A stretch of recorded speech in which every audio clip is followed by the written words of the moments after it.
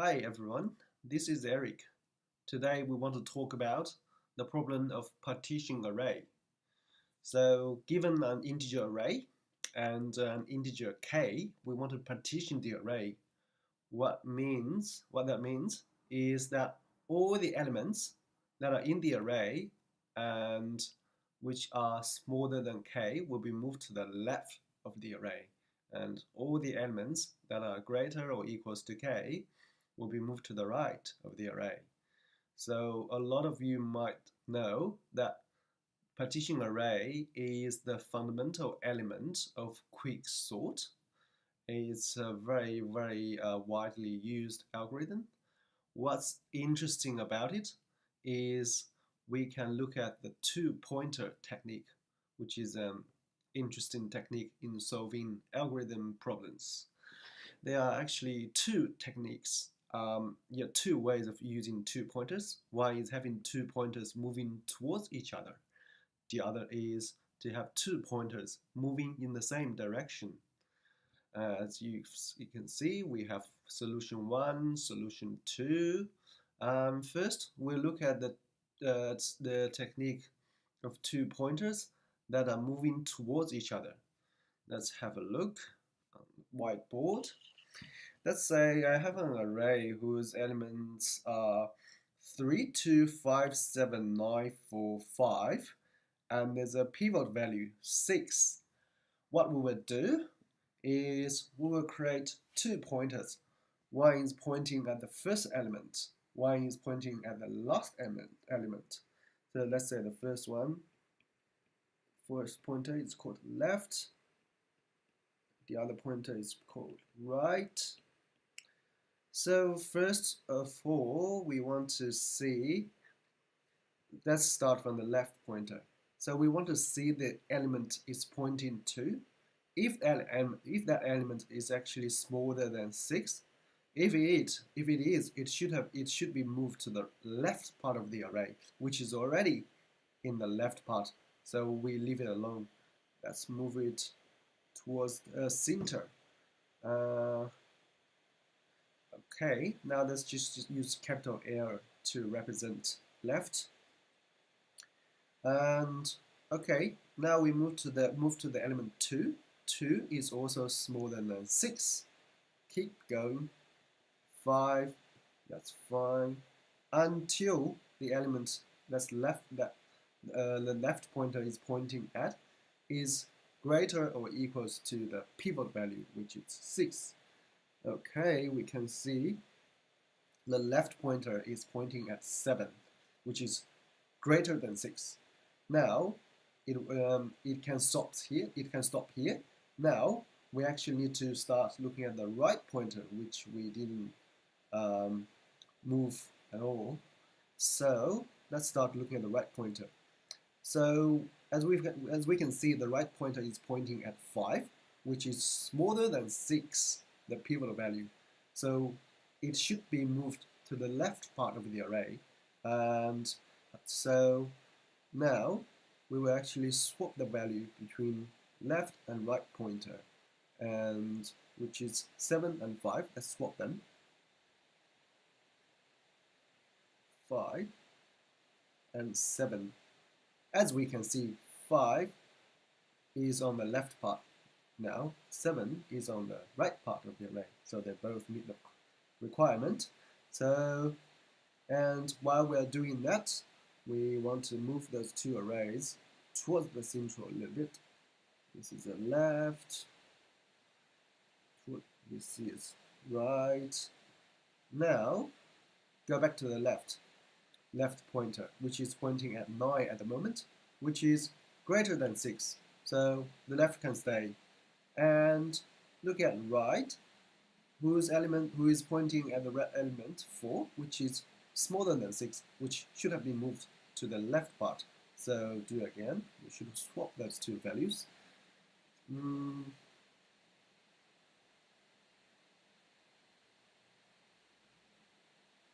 And again, we should move the left one pointer, increment the left pointer, and decrement the right pointer, which basically will swap the position of those two.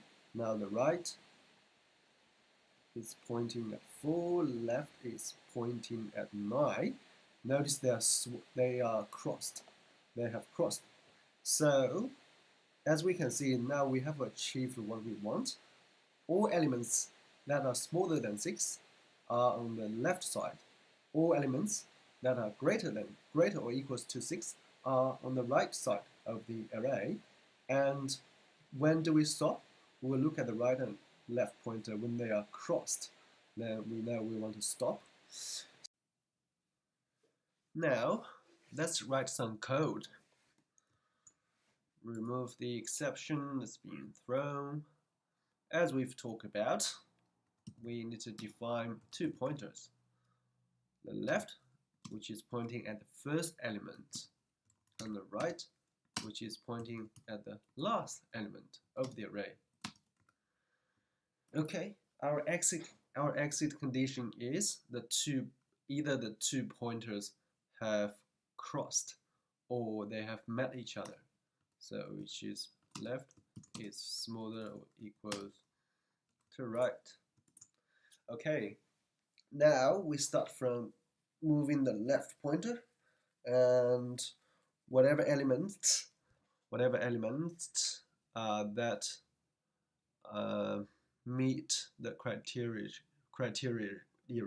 which is the element's value is smaller than the pivot value, will stay there. We'll keep moving until we find one element that doesn't meet the requirement. So before we get excited, we actually want to check this every time in case we get moved over bound. This is very important. It's very important to check the left has not crossed the right when we are moving the left. Otherwise, you will get index out of bound errors from time to time. It's very important. Okay, now let's see if the left element is indeed smaller than k. Then we'll keep moving the left pointer towards the center. And we'll do the same thing with the right. Remember, important, make sure we do not get index out of bound. This is important to check. Left is smaller or equals to right. Important, very, very important.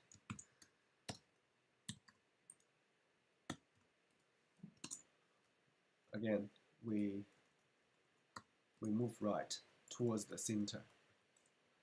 After we move both pointers to a place where the elements can be swapped. Make sure they have not crossed. Okay, now we can swap them. It's very easy to write a swap method. Let's not go into the details now. Okay, after we swap the elements, we want to move the pointer away from the element.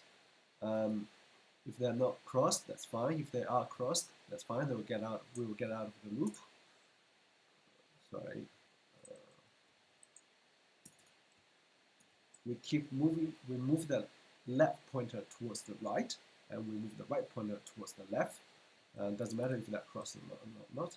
Remember, what we want to return is return the partition index, the first element that is greater or equals to k. Let's look at the diagram. As we can see, the right pointer is pointing at 4, the left one is pointing at 9. 9 is actually the left pointer's position is actually the position we want to return. So let's get back to our code. We can return left. Now we are pretty much done. Let's run a few test cases. First test case, passed. Second test case, passed. We just went through the partition method that uses 2 pointers, and those 2 pointers are moving towards each other until they meet or they are crossed. The above is the array we just partitioned. the below is the original array. Now we will have a look at another partition method which also uses 2 pointers, but this time they'll be moving in the same direction. Let's have a look. Say we have a pointer I that's pointing at the first element. We have another pointer P that is also pointing at the first element.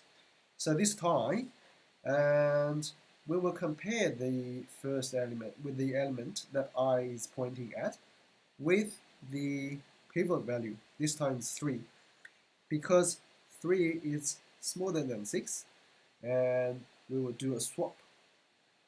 We will swap, let's say, this array I and P. Since they are pointing at the same element, which basically this swap operation does nothing, and after we swap them, we will move the I pointer to the second position, which is also smaller than 6, and actually when we were moving the I, we will move P as well after they're swapped, which then, because 2 is smaller than 6, they will swap, basically it does nothing. We'll keep moving until something interesting happens. This time,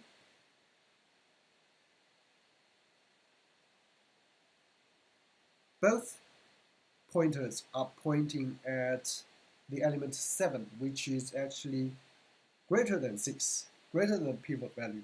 What do we do now? And interestingly enough, this time we will not swap. So the I will keep moving, but P will stay here. Now I moves to 9. Okay, 9 is greater than 6. What do we do? We keep moving I without touching P until I moves to a point where this element is actually smaller than 6. Now we do a swap again. Swap array I P. Okay. This is 4. This is 7. After we swapped elements, what do? We move both. P now points at 9. I now points at 5. Okay, 5 is smaller than 6. What do? Swap. After we swap, what we do? We move. Okay, this time P has reached the end, and actually it went over the end. So now we finished. We've now P points at 7, and as we can see, we have already partitioned the array, although it looks a little bit different from the array above, but it does the job. This is how we will partition the array using 2 pointers, and those 2 pointers are moving in the same direction. Now let's write some code.